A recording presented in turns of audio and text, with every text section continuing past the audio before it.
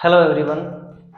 आज हम पढ़ेंगे laws of refraction for lenses, इनको हम बोल सकते हैं laws of image formation for lenses. कि अगर लेंसेज के अंदर कॉन्वेक्स हो या कॉनकेव हो, ऑब्जेक्ट की आपको पोजीशन देवें कि ऑब्जेक्ट इस पोजीशन पे है तो उसकी इमेज कहाँ बनेगी, वो इमेज बनाने के लिए जिन लॉज की जरूरत पड़ेगी आज हम उनके बारे में पढ़ेंगे ना। तो ये हमारे पास कॉन्वेक्स लेंस है, इसका फोकस f1, ये 2f1 सेंटर ऑफ कर्वेचर, इसका दूसरा फोकस f2 2f2। सेम हमारे पास इधर कॉनकेव है। तो पहला जो लो है, अगर हम पढ़ते हैं if any light ray incident parallel to the principal axis, कि अगर कोई लाइट रे प्रिंसिपल एक्सिस के पैरेलल आती है तो वो रिफ्रैक्शन के बाद मतलब बेंड होने के बाद कहाँ जाएगी। तो सबसे पहले आपको क्या करना है कि आपको इंसिडेंट लाइट रे को लेंस के सेंटर तक लेके आना है। यहाँ पे मतलब ऐसे आप इसको ऐसे और से मिला दो, आपको यहां तक लाइट को लेके आना है, फिर यहां से इसको बेंड करना है ना। वैसे तो लाइट लेंस में एंटर होते टाइम और बाहर निकलते टाइम दो बार बेंड होती है, पर इसका डिस्कशन अपन आगे की क्लासेस में करेंगे। 12th क्लास के अंदर अगर आप पढ़ेंगे ऑप्टिक्स तो। अब अगर मान लो कोई लाइट रे प्रिंसिपल एक्सिस के पैरेलल आती है हाँ, तो रिफ्रैक्शन के बाद वो जाएगी f2 से। कहां से जाएगी? क्योंकि हम पढ़ चुके हैं कि सारी पैरेलल लाइट रेज को कॉन्वेक्स लेंस एक पॉइंट के ऊपर कलेक्ट करता है और वो पॉइंट होता है f2। अगर कहीं पर भी लाइट रे आ रही है और वो पैरेलल है किसके? प्रिंसिपल एक्सिस के, तो वो रिफ्रैक्शन के बाद f2 से ही जाएगी। तो आप इसको सेंटर तक मतलब लेंस के बीच तक लेके आए और इस पॉइंट को ऐसे f2 से मिलाएं।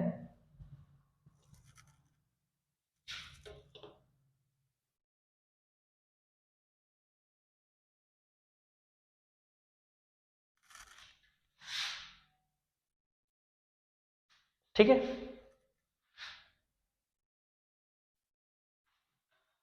ये था पहला लॉ। इसको आप लिखेंगे कैसे?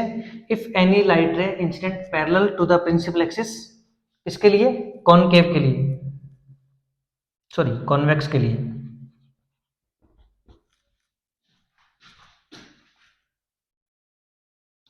go through f2 after refraction।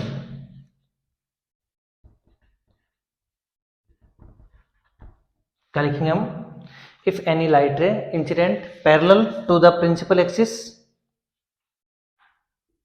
गो थ्रू f2 आफ्टर रिफ्रैक्शन, कि अगर पैरेलल आएगी तो रिफ्रैक्शन के बाद वो f2 से जाएगी।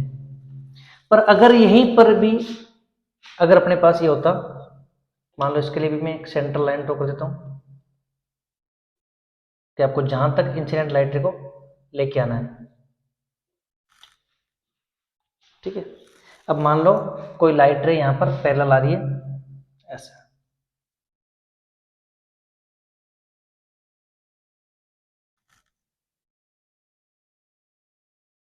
ठीक है।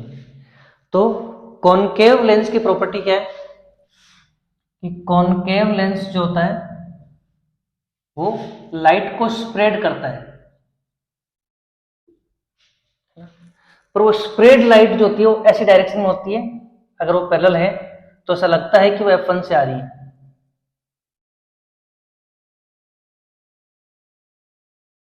इसको आप f1 से मिलाओ ऐसे, यहां तक इसको डॉट डॉट करके लेके आओ लेंस तक, और लेंस के आगे इसको ऐसे सीधा कर दो।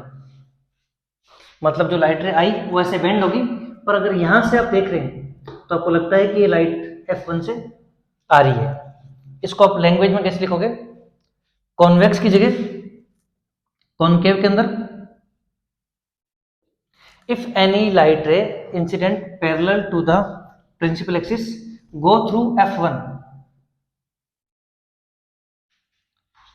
या लिख सकते हैं अपन, इट सीम्स लाइक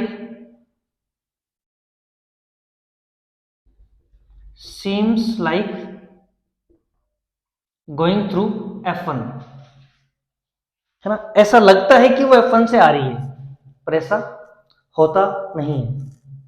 पहला केस कि अगर इसमें कोई लाइट रे पैरेलल आती है तो F2 से जाएगी, इसमें अगर कोई लाइट रे पैरेलल आती है तो वो ऐसा लगता है कि F1 से आ रही है, पर ऐसा होता नहीं है ना। If any light ray incident parallel to the principal axis seems like going through F1 after refraction.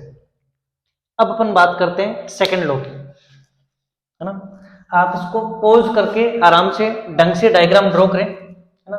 जो इंसिडेंट लाइट रहे उसकी डायरेक्शन दिखाएं टुवर्ड द लेंस, कि लेंस की तरफ आ रही हो।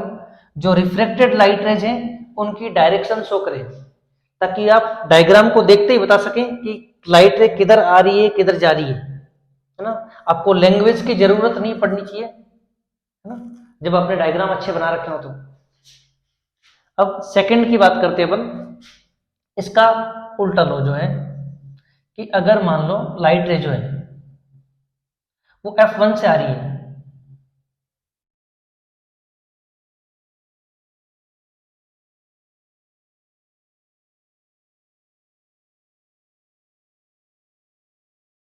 ठीक है। इसमें भी क्या कर देते अपन,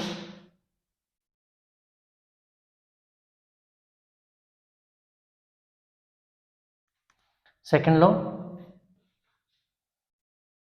if any light ray incident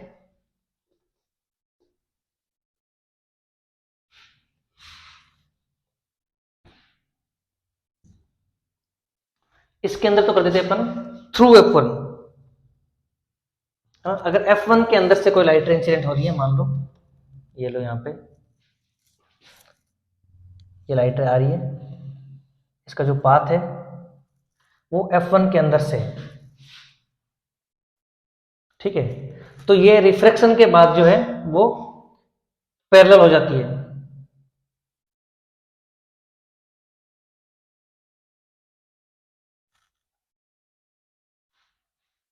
clear. कि अगर पैरेलल आती है तो F2 से जाती है, पर अगर F1 से आ रही है तो वो पैरेलल जाएगी। If any light ray incident through F1 goes parallel to the principal axis after refraction, तो रिफ्रैक्शन के बाद वो पैरेलल हो जाती है। देखो इसमें अगर क्या होता है, ये लाइट को स्प्रेड करता है, क्या करता है, तो इसमें मान लो कि अगर किसी लाइट रे की डायरेक्शन F1 F2 की तरफ हो, कहा हो कि अगर कोई लाइट रे जो इंसिडेंट हो रही है उसकी डायरेक्शन थी F2 की ओर, तो जैसे ही लेंस के अंदर एंटर की तो लेंस ने उसको फैला दिया, तो ये क्या होगी, पैरेलल हो जाएगी।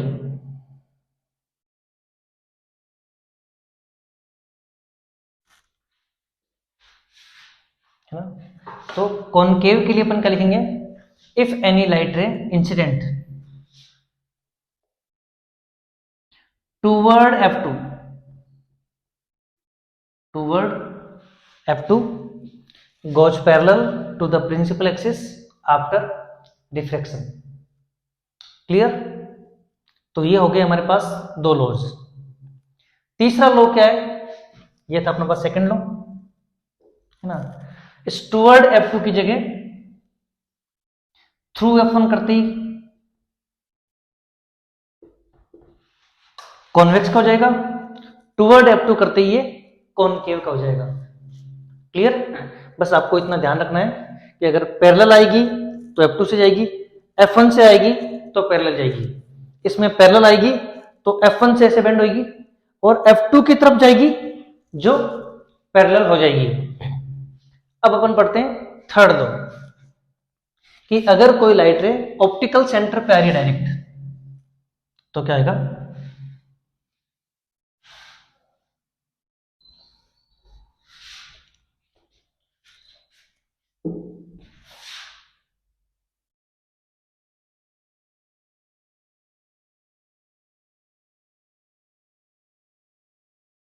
ठीक है, इसको इरेज कर देते हैं। अपन थर्ड केस लेके चलते हैं। If any light ray incident through O optical centre goes without deflection on same path,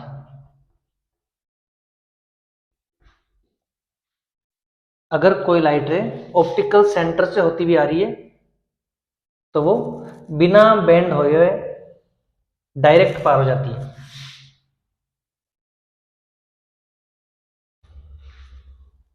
समझ गए कि वो जिस पाथ पे आ रही है बिना बेंड हुए डायरेक्ट निकल जाएगी। ये लो दोनों के अंदर सेम है।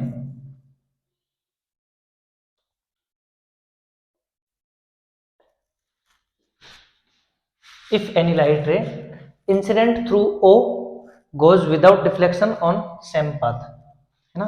तो आपको बस ये 3 लॉज फॉलो करने हैं तो आगे का चैप्टर काफी इजी हो जाएगा, है ना।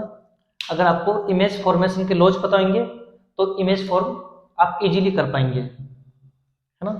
पैरेलल आएगी वो F2 से जाएगी, F1 से आएगी वो पैरेलल जाएगी, और जो O से आ रही है वो बिना मोड़े सीधा सीधा निकल जाएगी। सिमिलरली इधर पैरेलल आएगी वो F1 से मुड़ेगी, F2 की तरफ जाएगी वो पैरेलल मुड़ेगी, और जो O से आएगी वो बिना मुड़े आगे चल जाएगी।